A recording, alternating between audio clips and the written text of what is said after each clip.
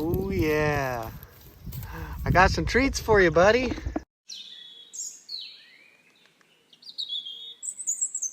Welcome to the Shiloh farm. It is July 10th, which means it's time for a farm update. Now, these sheep and goats behind me act like they haven't been fed in like a week, which isn't true at all, but we're gonna work on getting them fed. We're gonna hang out with the cows and the goats in the pasture, show you guys the chickens, where they're at on the new birds, plus, you know, give you a nice tour of the garden. It actually looks quite a bit different this week. We harvested quite a few things. We've been working on pest management. There's been really bad June bugs that have attacked everything. But it looks a lot different. So we'll give you a garden update as well. So let's get started. Before I give these goats some hay, we had a baby possum in here this morning. Right over there. In that little hole when I moved my hay bale, which is kind of crazy. Let's go feed the goats. Y'all are so hungry. So hungry. We got the twins. Ramon and Ramona have been so annoying. When we get to the garden, I'll show you all the stuff that these little baby goats have been eating, but it's been super frustrating. What's up, little Salt and Pepper? Salt and Pepper, those are our sheep. And nothing new. We haven't added any. No goats have died. We've spent a little more time with them this week though. Little Boots. Boots and I have done some bonding. I was pretty upset with him. He was being a real bully to told Susie there, but we had a nice talk, and I think he's going to be a better boy this week. This is my favorite part of the day. I have these cattle cubes. We also have not mowed in like 6 weeks because I'm over it. I think mowing is the most ridiculous thing in the world. It takes so much time. It's not really worth it. Supper time! Look at this, watch him. He's right over there, he gets up. Supper time! I'll walk out to him. Here he comes. Here comes the big boy. Now he knows, he's running, look at that. That's the most exercise he gets all day. Come here, big boy. Oh yeah. I got some treats for you, buddy. Got some treats for you. Chipotle's looking fat and happy. Look how fat he is. It's mostly wool. Plus the camera adds 10 pounds. All right. Oh yeah. You happy about that? Remember I talked about the fly control? Much better this week. He doesn't have as many flies on him. There's still a couple. You can see a few on there, but the fly spray that I got is working a lot better. You see those eyes? Can we show people your eyes? That they're on, yep, see, he's got some eyes. There is eyes underneath all that fur. You're cute. That's the cows and the sheep. Chickens are all fat and happy this morning. They're out feeding, picking flowers and insects. This part of the yard though, I always feel bad about. This is where they do their dust baths. So a chicken can't regulate their body temperature through sweating. They don't have sweat glands. So they'll do dust baths. They literally just roll around in the dust and they do it right there. It just stinks because it's like right in the front of the yard. So I don't know what to do about that other than, I guess, removing some chickens from our flock might be the way to maintain that. See, big dust bath area here. But anyway, moving on to the baby chicks, I wanted to talk to you about introducing your babies to the adults. So it's always good to introduce new chickens to the adults through some kind of, whoa, sorry there, baby. It's always important to introduce, can you be quiet? I'm trying to film a video. Get out of here, get out of here. It's always important to introduce your new baby chicks through a fence. That way they get to communicate to the adults before you just throw them in. Also, you want them to be very similar size. These are gonna be a little bit on the smaller end, but I'm running out of room in here. And so I need to get them out. So always introduce them through a fence, and then next do it at nighttime. So tonight, what I'm gonna do is I'm gonna just open this door up, just like this, and I'm gonna let them out when everybody else is roosting. So when the chickens are all up here asleep, that way what happens is in the morning time, these adult chickens, they're going to be way more focused on food and water than they are on attacking these little baby birds. So that's what we're going to do. Hopefully that helps. If you have any other questions on introducing new birds to a flock, you can hit me up. And also on our list this week is to clean out the chicken coop. This floor is an absolute mess. We usually do like a deep litter. What do we call that? My brain can't think this morning. Deep method litter. We just put a bunch of hay in there, and I have not cleaned it out in a while. So I need to do a much better job. Probably get that cleaned up this week. Let's talk about the fruit trees real quick. I need some help. I don't know what I'm doing when it comes to fruit trees. This is my first year, and I don't know if that's bug issues. Like, look at this peach tree right here. I got something going on. So I need somebody to chime in and help me out with what's going on our peach trees. And then our pear tree right here, we didn't stake any of these because if you stake them, then it doesn't help. I want really good roots. It's very windy here in Nebraska and I want good root development, so I didn't want to stake it. But you can see how crooked this tree is, so I feel like I need to stake it. But haven't decided what I'm going to do there yet. I did get rid of the blight. I had some pear blight on here and I did get rid of that, so that was good. But yeah, if anybody has any advice on what to do with the fruit trees, let me know. Okay, let's take a walk through the garden. Carrots. A lot more of them have bolted. Like I said, we're going to harvest these for seed. So I'm going to just let them go. Normally you'd want to pull those to make more room. I did a really bad job of thinning carrots. I just didn't have enough time. Kind of lazy. But normally, like your little ones, these are all too close. Like I should pull this one because that's going to be too close. That's not going to grow a carrot. I just don't have time to come in here and thin them. So whatever I get, I get. I'm not super concerned about it. We harvested the lettuce. We're going to harvest the beets today. Whoa, check out that weed. It's amazing to me that we can go this whole time and these big weeds just seem to sneak up on you. The nice thing about having goats is they are excellent at eating weeds. They love it. Look at that.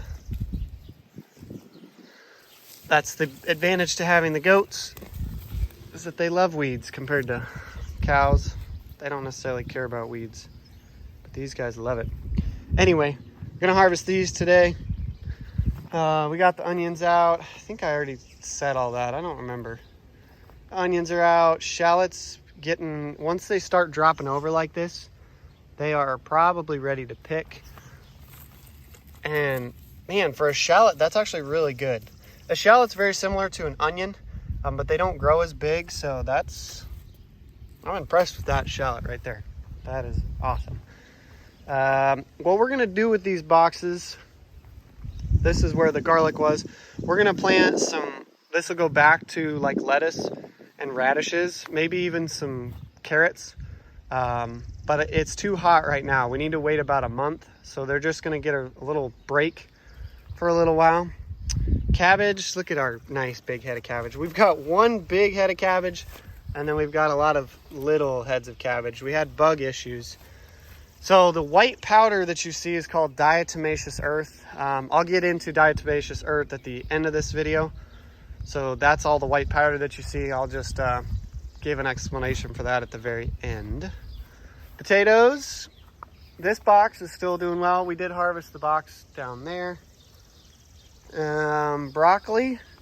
I mentioned the side shoots. So the main head, obviously, we cut off, and now we're just waiting for these little side shoots. We'll be harvesting those as they won't get as big as the main head, but you can harvest the broccoli pretty much throughout the year, just off those side shoots. And then mention the goats. See all these leaves are gone? That's not bugs, that was from the goats. So they couldn't reach that plant, but they definitely were able to reach all the ones on the outside. Do you see that?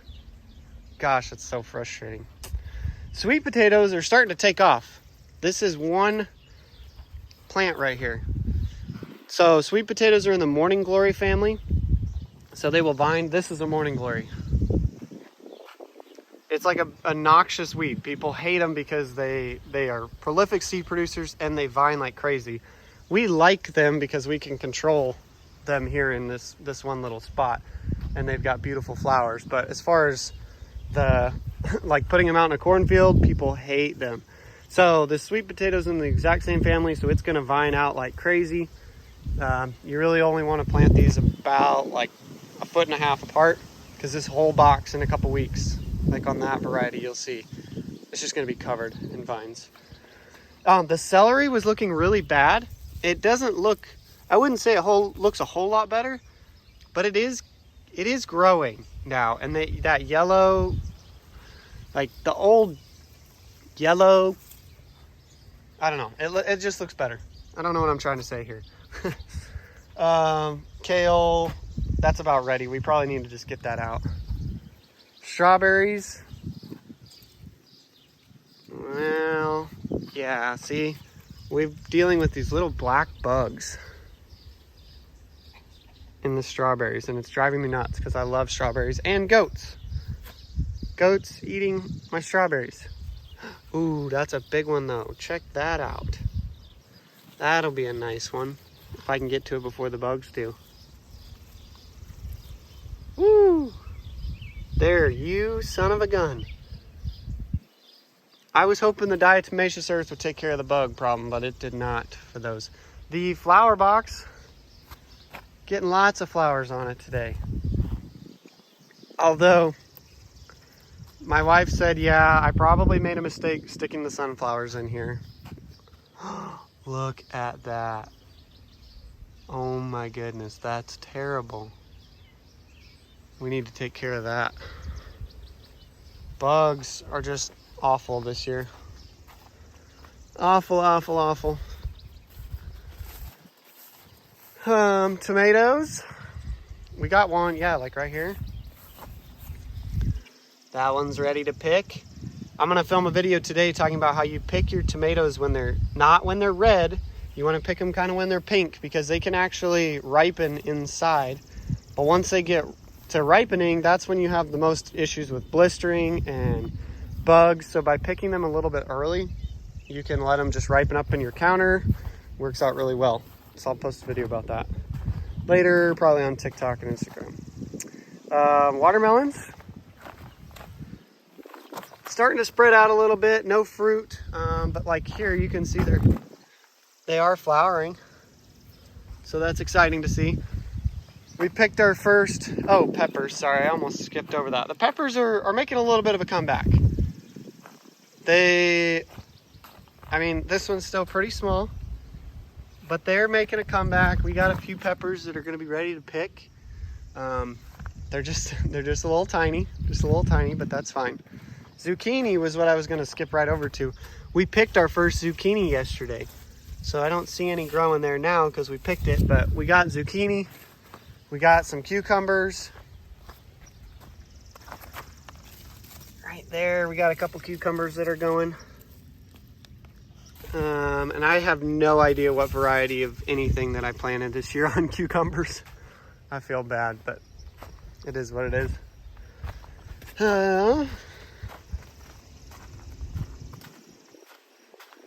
You can see now down this row all of the pumpkins. So this row I think is my decorative pumpkins. So these are all our decorative gourds. This row didn't germinate quite as well. There's one right here. These pumpkins, these are the mini pumpkins. So the white pumpkins, the mini orange pumpkins, some striped ones. I got my big pumpkins right here in this row. In fact, that's probably one. Right here. Those are gonna be my big pumpkins. I got them in very late though, so I don't expect them to get super big. Tell you one thing that worked out was our pollinator strip. I mean, it kind of worked. It's not attracting all the bugs, but we did get some pretty flowers in here, which is kind of fun. Those are all just volunteer from last year. And then we got our purple sunflowers. These are going to be really cool. Really neat when that heads out. There's our Native American corn. Gladiolas finally put on a little bloom. They're looking pretty. I've never seen these before. I mean, I've seen them, but I've never grown them, so kind of neat. And then our sweet corn. Gonna be a few weeks still before we're able to harvest anything. But this is what we're dealing with. Japanese beetles. And I've set out traps. We put out this diatomaceous earth, but they are eating all the tassels. And when they eat the tassel, you don't get your sweet corn. So, I don't know. It's basically a giant trap crop at this point. Okay, so I mentioned the diatomaceous earth. Diatomaceous earth is just a sedimentary rock. It's a natural substance. It's a rock that's very fine and it can be crushed up into a white powder. So that's what this powdery substance, makes me not be able to talk. So it's 100% natural, and what actually, I don't understand the science behind it, but evidently it will kill any insect that has an exoskeleton. So mites, beetles, certain types of flies. It doesn't kill beetles that are like wood-bearing or wood-boring beetles, but it should kill Japanese beetles. It just hasn't. So I don't know what to do. Well, that's gonna do it for us here this week for our farm update. As always, if you have any tips or advice for some of the problems, the many problems that we're dealing with, I always appreciate that. Otherwise, you guys have a great week, and we'll catch you all on the next farm update.